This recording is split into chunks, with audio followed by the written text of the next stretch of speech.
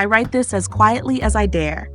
Father says too many words make a woman foolish, but the words in my head won't stop knocking. She wrote that in the margin of a psalm book. The ink faded, the paper curled from damp. No name. Just a breath of thought smuggled between verses about obedience. Somewhere in a dusty attic it sits, perhaps still wedged beneath the binding, forgotten by everyone but the girl who risked it. In the Victorian era, a girl's silence was often seen as a virtue. Words, when spoken too freely, were unruly. When written, they became dangerous. Diaries were seen not as tools of reflection, but as sparks of rebellion. Daughters who scribbled too much were told they were wasting time, filling their minds with nonsense, or worse, cultivating selfishness. But despite the warnings, despite locked drawers and disapproving looks, girls wrote. They wrote in scraps of cloth tucked into sewing baskets. They wrote between the lines of catechisms and hymnals. Some wrote behind cupboard doors or on the insides of paper used to wrap bread. Others used blunt pencils to scratch faint thoughts onto candle boxes, or whispered them into pressed flowers glued into family albums. Why did they write? Because the world they lived in left them no space to speak, no room to wonder, to rage, to dream aloud. And so their questions, fears, and private joys were exhaled in ink. Not always in full sentences, sometimes just a word, sometimes a list of names, sometimes a wish. A girl named Esther, age 13, hid hers under her pillow. Her father was a butcher and believed writing was for fools and office men. But Esther wrote anyway, by the light of a stub of candles stolen from the pantry. I dreamed last night that I ran, barefoot and no corset. No one caught me. I kept running till the trees began to speak. She burned that page the next morning, terrified someone might find it, but she remembered every word. Another girl, Clara, scribbled hers behind the loose wallpaper in the hallway near the scullery. She called them crumbs, fragments of days she didn't want to forget. Mother says I mustn't look at him, but I like the way his boots sound in the mud. That was all. A moment too small to matter, and yet everything. You must understand, Victorian girls were trained to behave, not to think. Their bodies were shaped by corsets, their minds by catechisms. Even emotions were rationed. To write was to spill. To keep a diary was to admit that something inside them mattered, and that was dangerous. Sometimes the entries weren't poetic at all, just observations. Wednesday, cold, I bled again, told no one. Friday, Mrs. Golding fainted in church. Her corset must be too tight. Sunday, I hate pink thread, but it's all we have. Not every girl was oppressed in the same way. Some had governesses who encouraged writing, so long as it was modest and moral. Others were watched closely, their letters censored, their papers counted. But still, they wrote. In one house near Brighton, 3 sisters shared a secret journal hidden inside a box labeled darning supplies. They wrote in it only on Sundays when their parents napped after lunch. Today, Lucy cried during the sermon. I passed her my handkerchief and Mother pinched me for fidgeting. No one noticed Lucy. The dog died. Mary said she didn't cry, but her pillow was wet last night. They didn't sign their names, they just knew who wrote what by the slant of the handwriting. You might think these diaries were childish, and in some ways they were, but they were also incredibly brave. Each entry was an act of resistance, soft, quiet, deliberate. Some entries hinted at dreams far beyond the parlor walls. If I were allowed, I would be a botanist. I know all the names of the herbs behind the barn. I pressed a sprig of mint into this page. Maybe it will remember me. Others hinted at griefs no one else acknowledged. The baby was gone this morning. Mother says she was never really here, but I saw her fingers. They were real. I touched them. The ink on these pages may have faded, but their meaning has not. In a world that told them their lives were small, girls insisted on recording the size of their feelings. They wrote about corset rash and unfair chores, about fathers who shouted and brothers who never listened. They wrote about dreams of Paris, or of running a shop, or of simply sleeping without being woken before dawn. And in some entries, they broke all the rules. They confessed to stealing jam, to disliking the Vicar, to hating Sundays. They didn't always pray. They didn't always behave. And the diary, fragile hidden, held their truth when no one else would. If you listen closely, you can still hear them. My name doesn't matter, but my thoughts do. And I will write them, even if no one ever reads them. The pages may be gone, The girls buried in unmarked graves or beneath headstones that mention only their roles, daughter, sister, wife. But the words remain, carried like seeds on the breath of time. Somewhere in an attic or beneath a floorboard, there might still be a ribbon-bound notebook waiting to be found. Or perhaps it's already crumbled into dust, its contents absorbed by the walls that once kept those girls quiet. Still, we remember. And as the candle burns lower and the air grows still, we imagine one of them writing by firelight, hand trembling, heart full, afraid and determined. Her fingers stained with ink, her breath held, her story beginning, not because anyone asked her to write, but because no one could stop her. The second notebook was made from leftover wallpaper, strips glued together, folded and stitched down the middle with pale blue thread. It wasn't meant to be beautiful. It was meant to be hidden, kept beneath a loose floorboard beneath the girl's cot, far from the eyes of maids and mothers. She wrote with a sharpened piece of charcoal at first, later with a broken pencil. The lines weren't straight, but they were careful. She dated each entry in the upper corner, even when she wasn't sure what day it was. Naming the day gave it shape. It made her feel less invisible. Today was Monday, I think. The bread was crustier than usual, and the fog didn't lift till nearly supper. No one looked at me except Ruth, and she only did when I dropped my spoon. No signature, no name, but she wrote like someone who desperately wanted to be known. In the orphanage registers, she's listed as Mary Jane R., age 14, occupation, laundry apprentice. But the diary she made for herself never mentioned soap or scrubbing or aching fingers. Instead, she wrote about clouds. This morning, they looked like crushed pearls. I tried to draw them, but I only had the corner of the page and Ruth was watching. I think the wind understands me. I lean out the window and whisper to it. It never laughs. Mary Jane was one of thousands of Victorian girls institutionalized, orphaned, or otherwise forgotten. Many of them were barely literate, taught enough to read the Bible and nothing more. But even with crooked letters and misspelled words, they wrote, not for schoolmasters or inspectors, but for themselves. Someone said girls like me don't matter, but I think maybe if I write it down, it will matter for a minute. That line appeared between a water stain and a pressed dandelion. The petals had turned brown by the time anyone found it.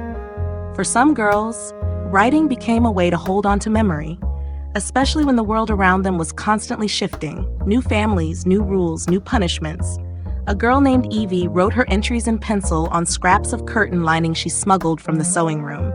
She kept them inside an old teapot in the pantry. Miss Edwards made me say my numbers out loud again. I stammered on 17. She rapped my fingers. I didn't cry this time. There was a kitten in the alley. I fed it some crust. It let me touch its ear, soft like wool washed twice. These weren't confessions or literary ambitions. They were anchors, proof that something happened, that she had felt something, that she had seen a kitten, and it had mattered, if only to her. In larger homes, the practice of diary keeping was sometimes encouraged, so long as the content was pious and proper. Girls were given small leather-bound books and told to record prayers, moral reflections, or summaries of sermons. But even in those carefully curated pages, real thoughts crept in. A girl named Louisa, daughter of a merchant family, wrote her entries in looping script and perfect margins. We visited Aunt Matilda today.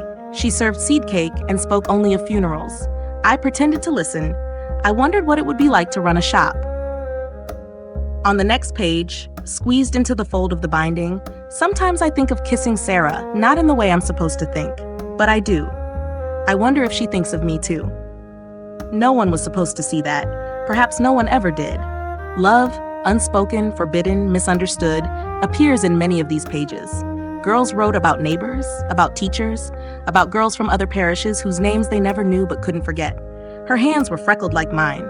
We both reached for the same spool of thread. She smiled. I did not.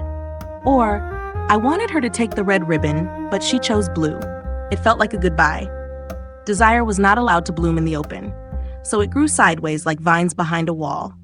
The diary was the only place where it could flower, quietly and unseen.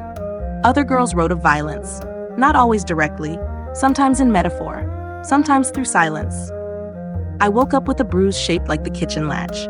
I don't know how it got there. I didn't sleepwalk. I don't think I did. Or, "Mother said not to ask, so I didn't, but I still see the blood on the hem of her apron." Pain had to be encoded. Coded pain was easier to ignore. But these girls weren't always writing to remember. Sometimes they wrote to forget, to rewrite a truth too heavy to carry. He didn't mean to. He was just tired. "I said something foolish. I should have stayed quiet." A single line, overwritten 3 times, almost illegible beneath the smudge of a thumbprint. Sometimes, diaries weren't kept at all, but written, page by page, and then destroyed. A fire in the stove, a garden pit, torn strips fed to goats. The act of writing was catharsis. The paper didn't need to last. The words had already done their work. But when they did survive, tucked in attics, pressed in books, folded into old coat linings, they became time travelers. They whispered across centuries. I heard a bird sing at dawn. I imagined it singing only to me. I wrote this while waiting for the pain to stop. If anyone ever finds this, please know I tried. These aren't diary entries. They're human voices. They are soft, stubborn miracles. In the upstairs nursery of a long-abandoned house in Yorkshire, someone once found a faint message carved into the wall beneath the window seat. I am Eliza. I am 11. I want to be free. She used the tip of a knitting needle. The letters are uneven, but they're still there. And in a private collection in Dorset, an unnamed linen apron from the 1860s bears ink smudges near the hem. When examined closely, they're words. A stitched message, only visible in the right light. My heart is too loud for this house. Someone had stitched their truth into the very cloth they were expected to work in. Even now, scholars argue about the meaning of these messages. Were they poetry? Rebellion? Delirium? Does it matter? They existed. The words survived. The girls refused to be entirely silent. Their diaries weren't polished. They weren't meant for publication. But in them, we find something raw and unfiltered. A portrait of girlhood rarely captured in oil or formal letter. And as night folds itself across the rooftops of Old England, we return to the image of a girl, any girl, kneeling by the hearth, clutching a pencil stub, whispering her secrets into the blank space of the world. Maybe she's afraid. Maybe she's brave. Probably both. The candle flickers, the floor creaks. She listens, heart pounding, then she writes. In the spring of 1872, beneath the eaves of a boarding school in Suffolk, a girl named Isabel tucked her thoughts between the folded corners of French exercises. Her handwriting slanted like rain, narrow, hurried, and just barely legible. She was the daughter of a curate, which meant she had no money but was expected to behave as if she did. Everything she owned had belonged to someone else first. Her boots, her camise, even her ink pot. She didn't keep a diary in the usual sense. She had no leather journal or decorative clasp. Instead, she scattered her thoughts across margins, on hymn sheets, on arithmetic scratch pads inside the paper cuffs of her uniform. Her words were not meant to last, only to exist. Miss Trier marked me down again. For what, I don't know. She said I am contrary. I said nothing back. She smiled like that pleased her. The beds in room 4 smell like lavender and must. I cried into the mattress and the scent climbed into my throat. Isabel shared a dormitory with 8 other girls. Their beds were narrow and creaked when someone turned over. In winter, frost gathered on the inside of the glass, and the water in the jug froze solid. No one spoke much after lights out, except for Ruthie, who sometimes whispered verses from memory. She said poetry keeps her from vanishing. I said nothing, but I memorized the way her mouth moved. Isabel was clever, but not always in the ways that pleased her teachers. She questioned things too often. Why do girls sew samplers and not maps? Why are all the angels in paintings boys? Why does obedience matter more than kindness? She asked these things aloud once. After that, she asked them only in the dark, or in ink. The headmistress once found a folded note in Isabel's uniform pocket.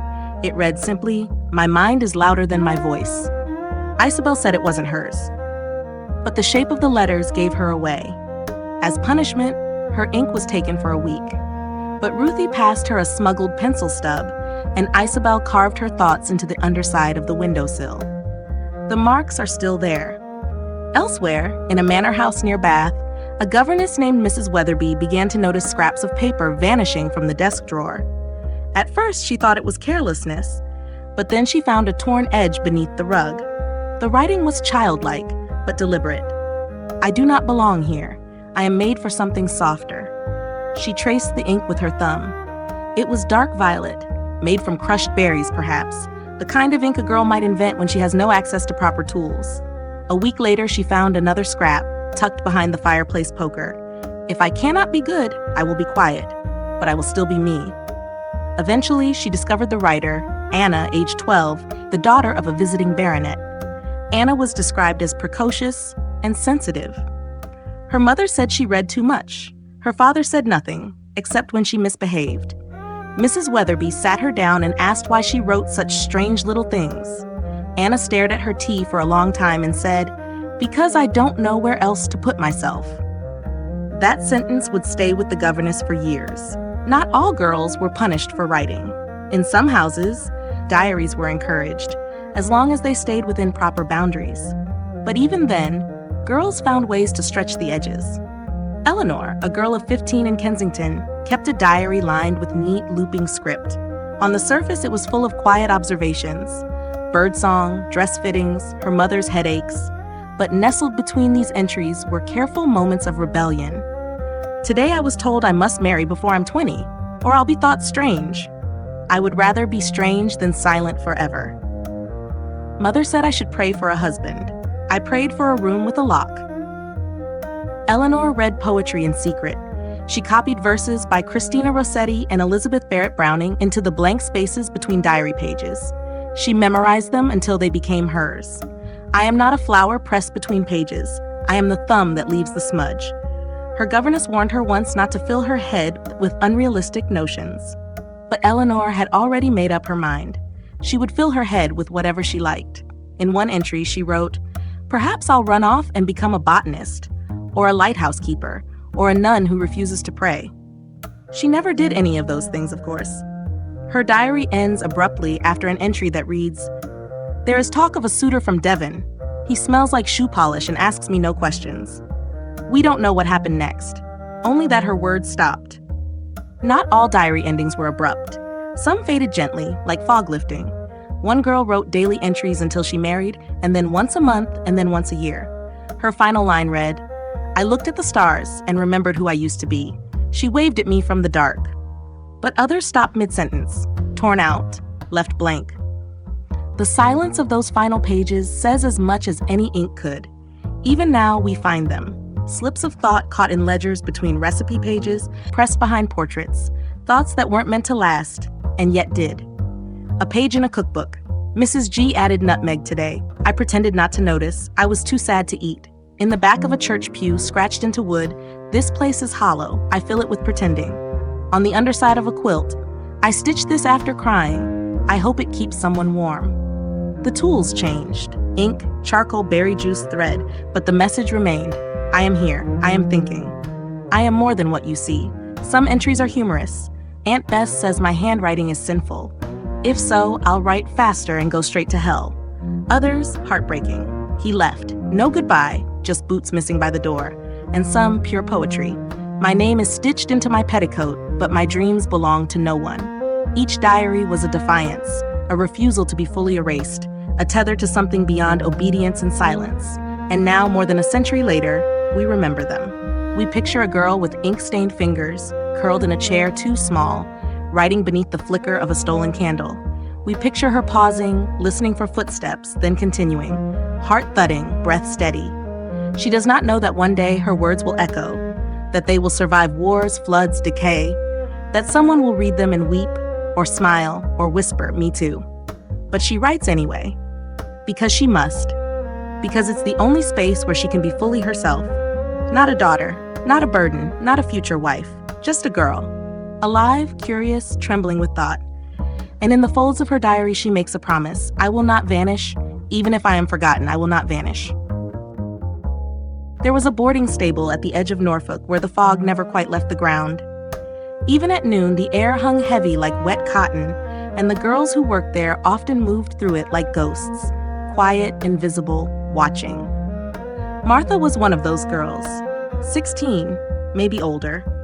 She didn't know her birth year, only that the cook once said she had a strong back and good shoulders for hauling oats. That was supposed to be a compliment. She wore the same 3 dresses on rotation. One was patched at the elbows, the other at the hem, and the last she saved for Sunday, though she never went to church. Sunday was for solitude, for breathing, for hiding with a blunt pencil and scraps of packaging paper torn from hay bales. I write when no one sees. I don't say much aloud anymore, not since my voice cracked and the stable boy laughed. Martha's words weren't neat. She never learned proper penmanship. The letters wavered like they were afraid of being seen. Still, she wrote often. She hid her notes in the stable loft, under the grain sacks, or inside her boots when she walked the pastures. The mare with the white blaze looked at me today like she understood. Her ears turned just so. I said her name soft. She didn't run. Sometimes I think if I just keep walking, I might find a place where no one calls me girl like it's a chore. There was no diary to bind the entries, just fragments. But even in fragments, her voice was clear, tired, dreaming, searching. In the city, diaries were rarer among working-class girls. Paper cost money, and time was a luxury. But sometimes a page appeared, tucked into a seamstress's coat pocket or sewn into the lining of a bonnet. Eloise worked in a glove factory in East London. Her shifts were long, her hands raw with pinpricks. She carried a folded piece of ledger paper in her apron, and every few days, she'd scribble something short, quick, like a bird darting past a window. Saw my reflection in the tram glass. Didn't know it was me till I blinked. Wore the blue ribbon today. No one noticed. That's fine. I noticed. Her writing was like that, brief and unembellished, but it carried weight. It captured the small resistances, wearing color when the world was gray, saying nothing but still observing everything.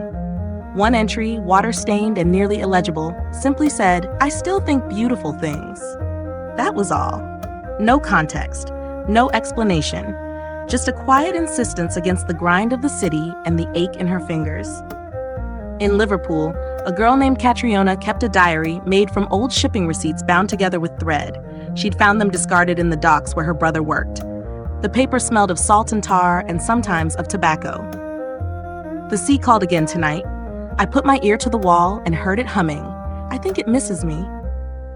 She had never seen the open ocean, but in her diary she described it often, the taste, the pull, the freedom. If I had a boat, I'd name it Quiet Heart. Catriona lived in a house with 6 siblings. Privacy didn't exist, but she still managed to write late at night under the bed using her coat as a tent. Ma says there's no time for nonsense, but my head is full of it. It leaks out when I sleep. Sometimes the other girls noticed her pages, but they didn't ask. They respected the ritual, even if they didn't understand it. One night her younger sister whispered, "What do you write for?" Catriona didn't answer at first. Then she said, "To keep myself from shrinking." That was the best way she could explain it.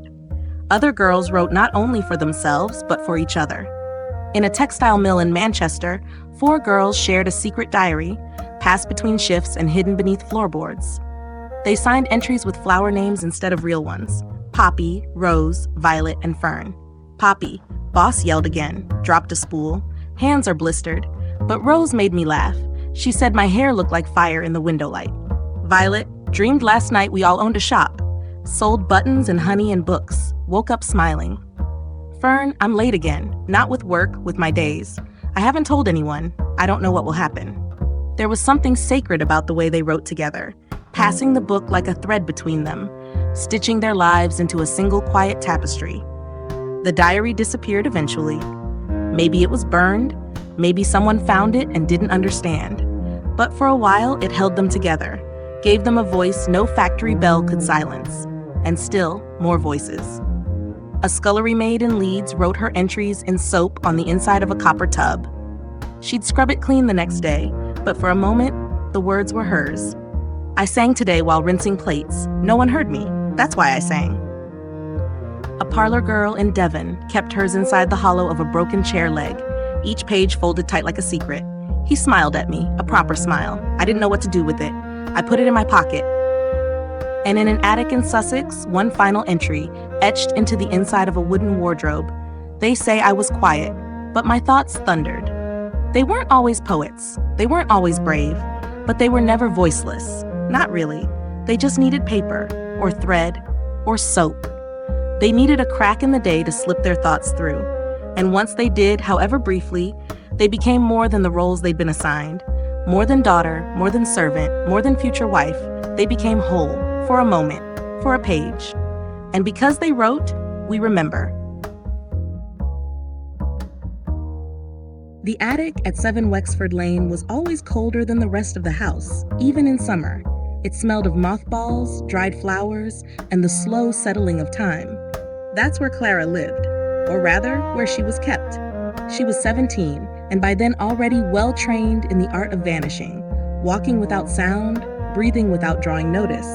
She wasn't a servant, not officially, but after her mother died, her aunt took her in and put her to work, calling it charity. Clara cooked, cleaned, pressed dresses, polished boots, and in return, she was given a cot, a plate of porridge, and silence. It was in that attic, with its sloped ceiling and one crooked window, that Clara began to write. Her diary wasn't really a diary at all. It was the inside of an old music box. The gears had long since rusted, and the song, Greensleeves, she thought, had been reduced to a dry, stuttering click. But it opened, and that was enough. Clara cut paper from catalogs and glued it into folds, sewing them into tiny spines using thread pulled from the hem of her petticoat. She called them her books of breathing. Today, Aunt said I am lucky to have 4 walls and warm food. I counted again. I have 3 walls and soup that smells like coin water. I saw a bee at the window. I told it hello. It didn't stay long, but that's all right. I understand. She never showed the books to anyone.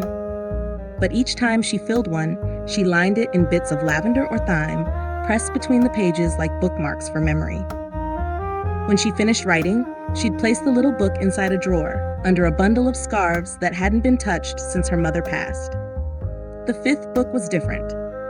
It began on a day when Clara was asked to burn a stack of old letters, correspondence from her aunt's younger years.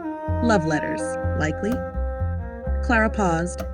She read the first few lines, just enough to see that once, long ago, her aunt had known tenderness. She burned them anyway, as ordered. But that night, she wrote, "She loved once. She won't say it, but I know. There's a tremble in her hand when she touches that brass locket. I wonder if she burns her own memories every day." The 5th book included things Clara had never dared to say aloud, not even to herself. She wrote of dreams, not grand ones, just quiet ones. I want a door that locks. I want to eat an apple without sharing. I want someone to ask how I slept. One entry, she cut in half and buried the bottom piece behind the floorboard under her bed. If I disappear, please know. I tried to leave quietly, but I was always making too much noise in my mind. Far from Wexford Lane, in a lighthouse off the Cornish coast, another girl kept her diary in a ledger originally meant for weather observations. The columns were marked: date, wind, tide, rainfall. She filled those too, but in the margins, she wrote her life. Her name was Elsie. She was the lighthouse keeper's niece, sent there to help with chores after her father remarried and forgot to make room for her. Wind high, sea violent, me uncertain. She swept, cooked, polished brass fittings, trimmed wicks, and memorized the names of passing ships. But her mind wandered. At night, when the sea howled and the gulls called like old ghosts, she'd open the ledger and write sideways across the lines. He said women shouldn't be alone in towers. I didn't tell him how safe I feel up here. Today I climbed to the top and shouted nothing into the wind. It felt like saying everything. Elsie only saw another human being every fortnight when the supply boat arrived, but her words made company. The sea responded with its own kind of speech, roaring, whispering, pressing against the glass as if reading over her shoulder. One stormy night, she wrote, "If no one reads this, does it matter? Maybe not, but maybe the lighthouse remembers me anyway." Some girls wrote to endure, others wrote to escape. In a theater dressing room in Brighton, the girl known on stage as Miss Verity Flame wrote her diary in lipstick on the back of playbills.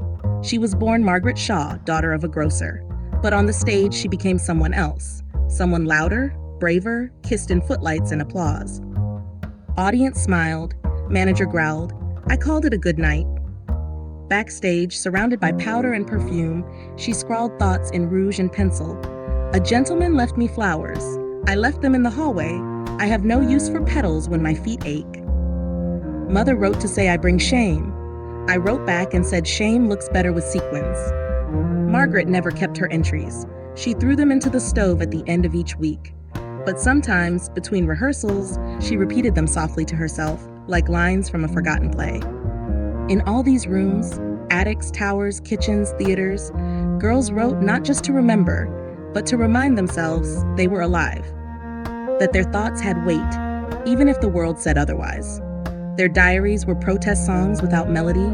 They were secret gardens in ink and breath. They were doorways in a locked world. And the act of writing, however small, however fleeting, meant everything.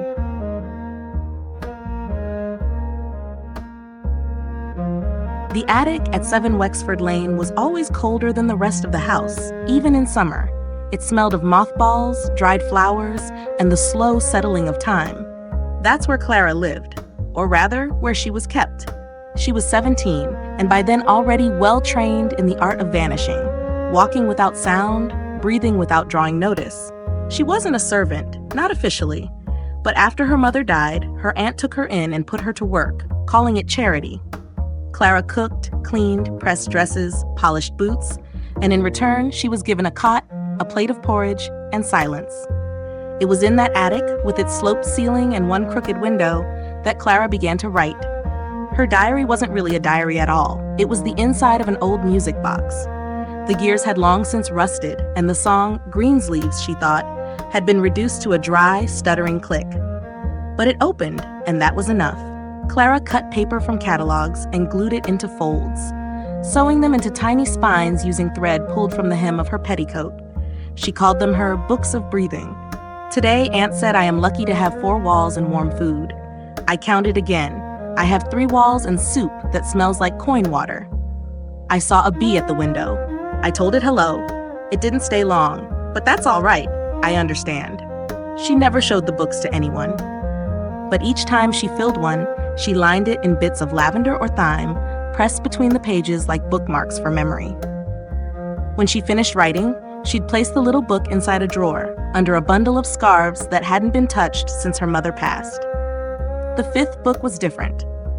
It began on a day when Clara was asked to burn a stack of old letters, correspondence from her aunt's younger years. Love letters, likely. Clara paused. She read the first few lines, just enough to see that once, long ago, her aunt had known tenderness.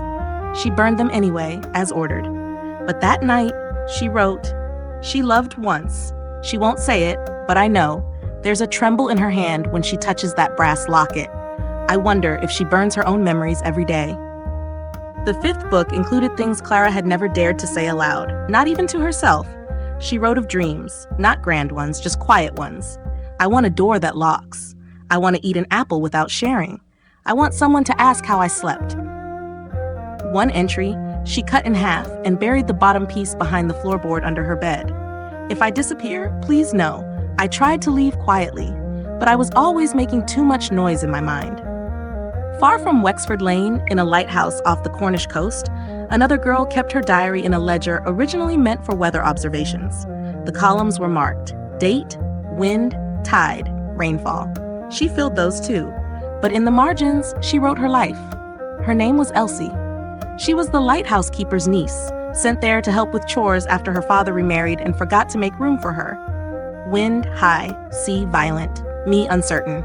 She swept, cooked, polished brass fittings, trimmed wicks, and memorized the names of passing ships.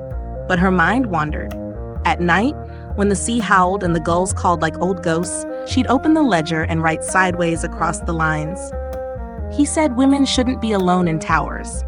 I didn't tell him how safe I feel up here. Today I climbed to the top and shouted nothing into the wind. It felt like saying everything. Elsie only saw another human being every fortnight when the supply boat arrived, but her words made company. The sea responded with its own kind of speech, roaring, whispering, pressing against the glass as if reading over her shoulder. One stormy night, she wrote, "If no one reads this, does it matter? Maybe not, but maybe the lighthouse remembers me anyway." Some girls wrote to endure, others wrote to escape. In a theater dressing room in Brighton, the girl known on stage as Miss Verity Flame wrote her diary in lipstick on the back of playbills. She was born Margaret Shaw, daughter of a grocer, but on the stage she became someone else, someone louder, braver, kissed in footlights and applause. Audience smiled, manager growled, "I called it a good night." Backstage, surrounded by powder and perfume, she scrawled thoughts in rouge and pencil. A gentleman left me flowers. I left them in the hallway. I have no use for petals when my feet ache. Mother wrote to say I bring shame. I wrote back and said shame looks better with sequins. Margaret never kept her entries. She threw them into the stove at the end of each week. But sometimes, between rehearsals, she repeated them softly to herself, like lines from a forgotten play. In all these rooms, attics, towers, kitchens, theaters, girls wrote not just to remember, but to remind themselves they were alive, that their thoughts had weight, even if the world said otherwise. Their diaries were protest songs without melody. They were secret gardens in ink and breath. They were doorways in a locked world. And the act of writing, however small, however fleeting, meant everything.